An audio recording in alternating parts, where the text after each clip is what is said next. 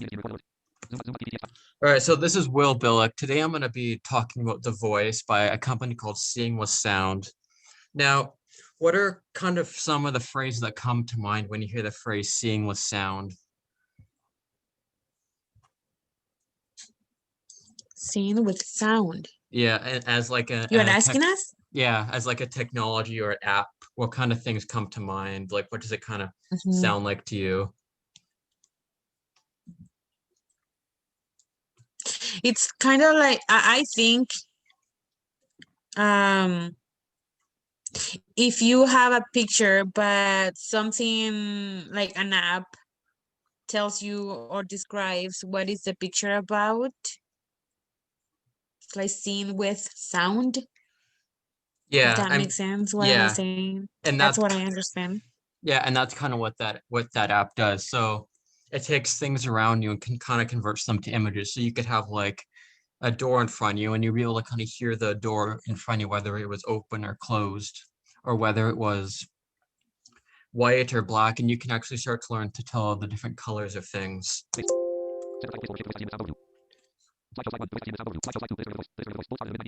So the history of the voice app originally started in the mid 90s by a guy named Peter Maggott.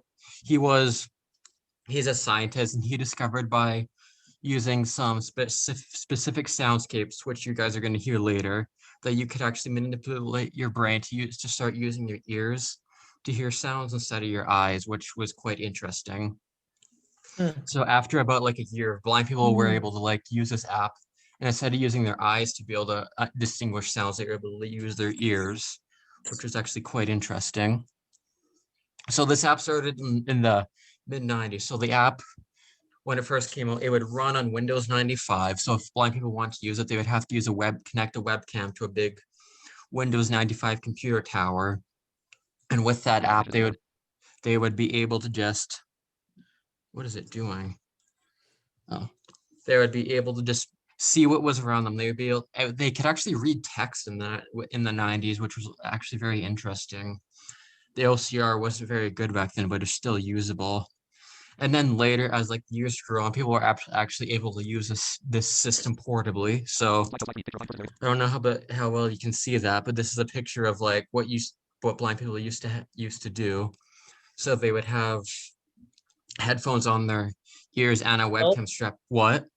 I think your screen share is just showing the PowerPoint, but not in the mode, like not in the slideshow mode. So you're going to the slides, but it's still in the first one. What is it? I think like in screen sharing options, you have to select like what window you want. It might be in there.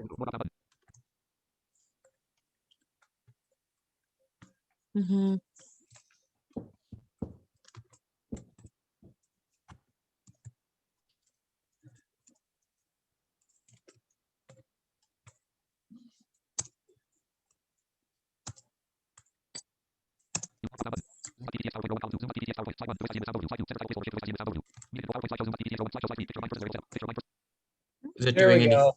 That looks cool. Yeah. Okay, yeah, there it goes. Okay, so this was like this is what they would used to do. So they would have a headband on, they would have a cap on, and they would have this large netbook in their backpack, which they would use to run the app. Wow.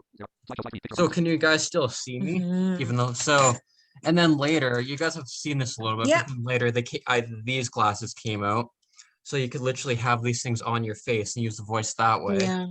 And then these headphones came out where you can actually have these on your head, so they don't actually go on your ear, so you can still hear audio, but you still have your ears free to still hear street crossings and all that, which is interesting.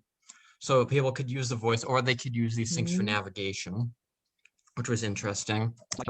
Are those bone conduction headphones? Yeah. They're not made for they weren't made for the glasses, but they do help in mobility and independence. That's cool.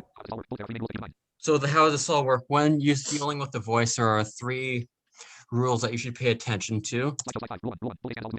So no matter what's happening, you're always going to hear a sound moving left to right. I don't know if Zoom is going to be able to do this properly. but I'm going to try share my audio, and you should in theory be able to hear on the next slide the audio move. So in this picture, you should be able to see a blank space and then two white objects. Yep. That's showing up. So Mhm. did you hear that little silent and then those two beeps? That's cool. Yeah, so what that was doing is you heard it move left to right. So the silence was nothing, and those two beeps were those two bright objects, which you could hear in the stereo field if you had headphones on, which was quite interesting.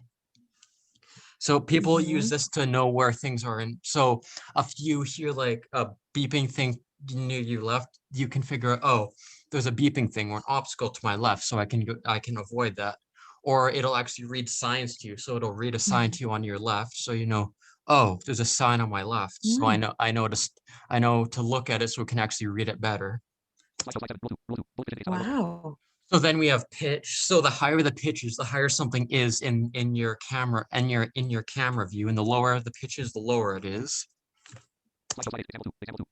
So we have a straight line, which is going to make a pitch that isn't actually going to change.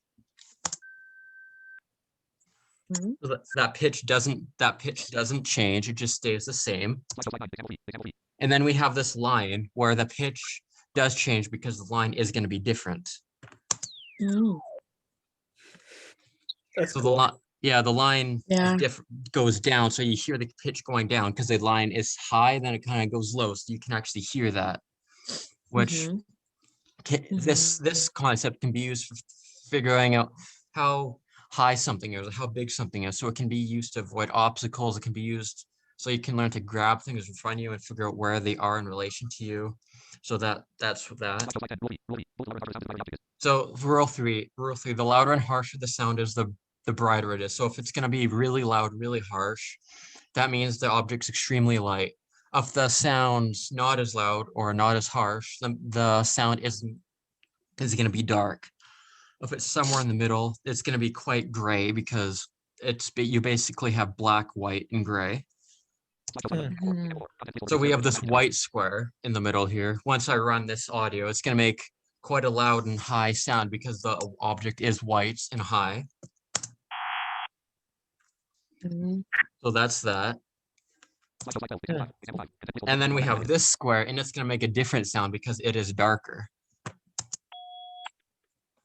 And then eventually you would be able to learn, oh, it's in the middle, so it's partially gray, partially black, and you can actually learn to use that to determine what colors are. Now, here are some other examples, and these are actually things I just pulled off the web that blind people actually use in training. So these are two different squares on the same screen, and you're going to be able to hear the difference in the squares because the pitch is different. So you heard those two squares, and they sounded a little bit different because one is quite low in your field and the other is quite high, which is how you just distinguish things on the screen. And this is what a keyboard is going to sound like. If you listen very carefully, you can actually learn to distinguish the height and the spacing between all the keys.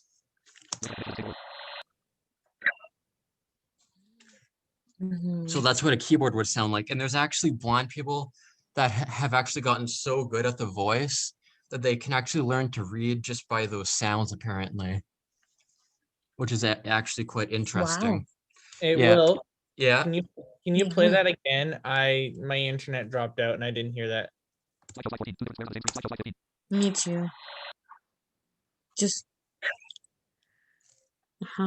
So yeah, that's what a keyboard would sound like if you were looking at it. And then a fence, as we listen to the fence, you're gonna be able to hear gaps in the fence, and you're gonna be able to hear the pitch, the pitch change a little bit because it's gonna slant up a little bit. Ooh, cool.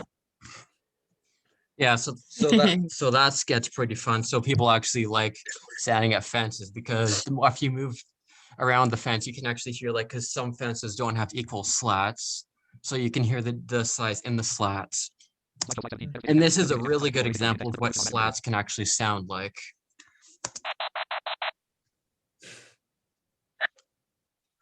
So those are slats that are actually Yeah. placed quite far apart. And if you're wondering, the audio is low quality because that's what it sounds like in real life. It's meant to be low quality just so the app can run faster and you can get as much information as possible. Now this one's weird. This Mhm. one is like, the video is kind of weird on this one, but it'll be like the process of you finding an object and the object being zoomed in.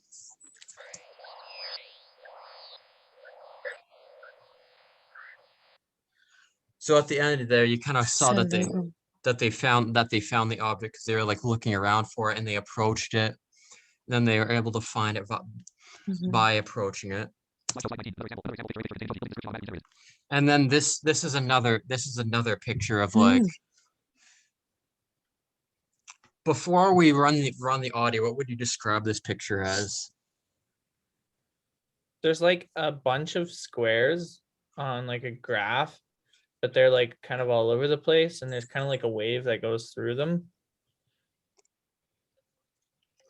Yeah, so when I try to play the audio, see if you can hear those squares and see if you can hear like the lines. This is kind of like the line kind of in the other example, even though it'll probably be quite hard.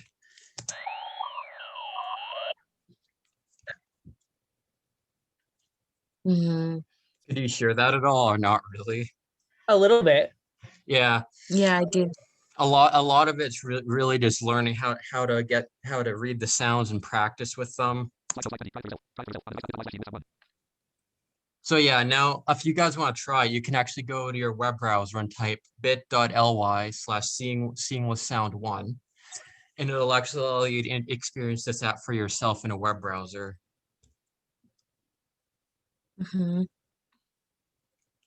So if you guys want to try, that's cool. But if not, what were your kind of initial observations after kind of seeing all this?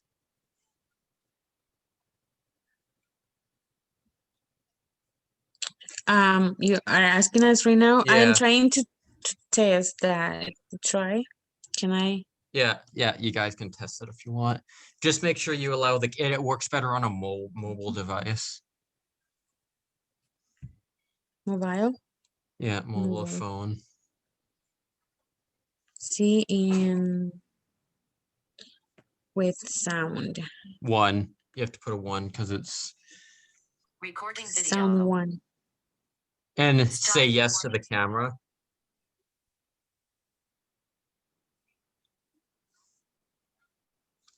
Mm, Did you say yes to the camera? Oh, are you running I a am Zoom on your still on it. phone? Are you running Zoom? Yeah, on I'm your- doing it on my phone. Oh yeah, well, Is if you're that running Zoom on your phone, it won't no, work. I'm not. Oh, No, I'm not doing that. Stereo sound. Negative video. Positive video. oh, Edge enhancement turn try unmuting the switch. You have a mute switch on your phone. Try flipping that. No edge enhancement. Oh,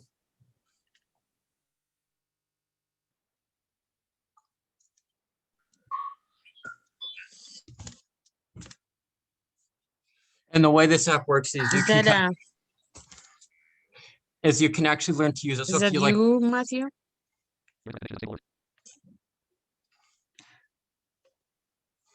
Mhm.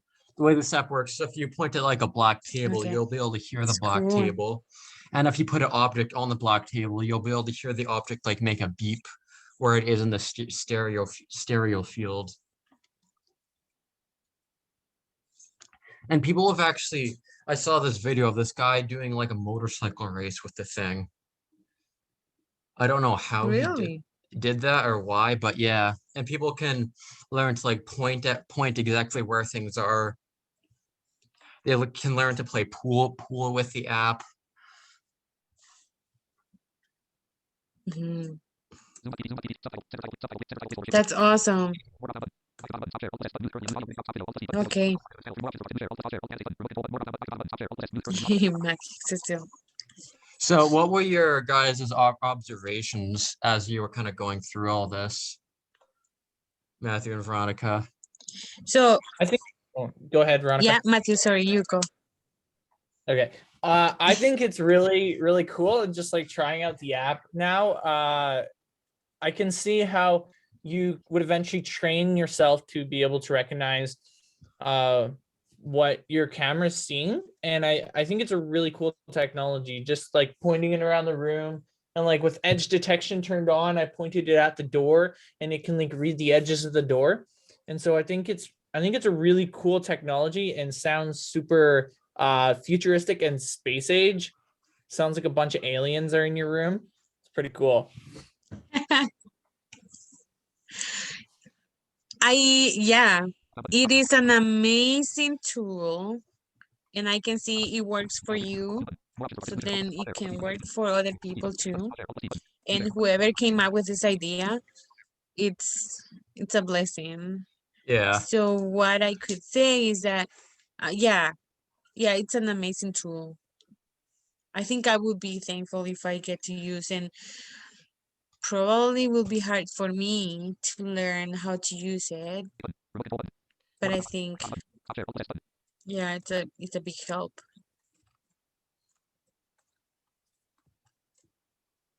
That's Yeah. all that I can say. All right, so that was my presentation, unless you guys have any other questions. I have a question. Yeah. So obviously it started off with a webcam strapped to a guy's head with these big pair of headphones and like going to a laptop in like a backpack or something. But what's the equivalent now? Like now that technology is advanced, like Yeah, what like kind of like I was showing you before, you can run it on your phone, or you can run it on those glasses that I was showing. You can run it on your laptop. You can actually run it so it'll, whatever's on your laptop screen, it'll actually convert to sound. That's cool. Have you used it a lot or? Not really. I want to learn it though, but I know like the very basics of it. I was gonna ask you, when did you start using it, but it seems like you haven't. Yeah, I mean, Using I've it used yet. it a little bit, kind of like a couple months ago. I kind of really was starting to train a little bit. That's interesting. Yeah. That's good. Where did you learn about this app? I learned about it like 12 years ago when I first used Android. It was in the Google Play Store. I opened it, but I didn't know exactly what was going on because it sounded kind of foreign to me. But then a couple of months ago, I heard this blind podcast where this guy was talking about it and how it changed his life and how he was able to walk around independently with it, read signs with it, read people's faces, detect colors with it. And there's actually one blind photographer, Pranav something, and he actually takes pictures with the app. Wow, Yeah. that must be amazing. That must be really awesome. So it's something that like obviously I can't understand it too well, but the more you use it, your body Yeah. just learns what those frequencies mean and what the Yeah. It's compared to a foreign language. Like when you first hear the foreign language, you have no idea what it's saying. But as you get more comfortable with it, you start to understand it.